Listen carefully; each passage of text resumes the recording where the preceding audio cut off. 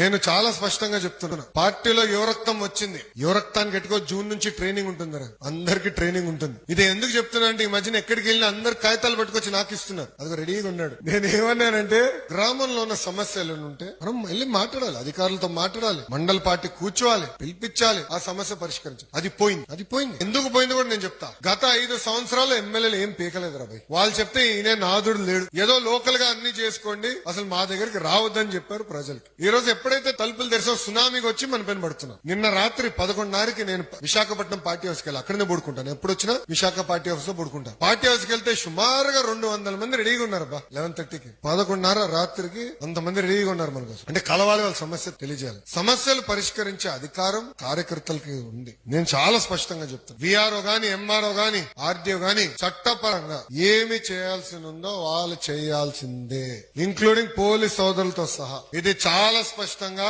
నేను ఇన్ఛార్జ్ మంత్రి గారు కూడా చెప్తాం జరిగింది. ఈ రోజు మంత్రి గారు నేను కోరతాం జరిగింది, డిస్కస్ చేశాం. అది అధికారులకి నేను చెప్తాను, ఈ సభాముఖంగా కార్యకర్తలకి, నాయకులు నేను తెలుపుతున్నాను. తెలుగుదేశం పార్టీ కార్యకర్తలు కబ్జాదారులు కావు. మనం ఎవరు కొట్టాం, మనం ప్రజల కోసం సేవ చేసాం వచ్చాం. ఇప్పుడే పల్లన్న అన్నారు, విశ్వవిఖ్యాత నట సార్వభౌమ స్వర్గీయ నందమూరి తారక రామారావు గారి సిద్ధాంతాలు మనకున్నాయి. ఇప్పుడు కూడా ఆ సిద్ధాంతాల పరంగా మనం అందరం నడవాలి. తెలుగు వాళ్ళు ఎక్కడున్న అగ్రస్థానంలో ఉండాలనేది మన లక్ష్యం. అన్ని రాష్ట్రాల కన్నా అన్ని రంగాల్లో ఆంధ్ర రాష్ట్రం నంబర్ 1 ఉండాలి, తెలుగు వాళ్ళు నంబర్ 1 ఉండాలనేదే మన లక్ష్యం. దానికి మనందరం కష్టపడాలి, కలిసికట్టుగా పని చేయాలి.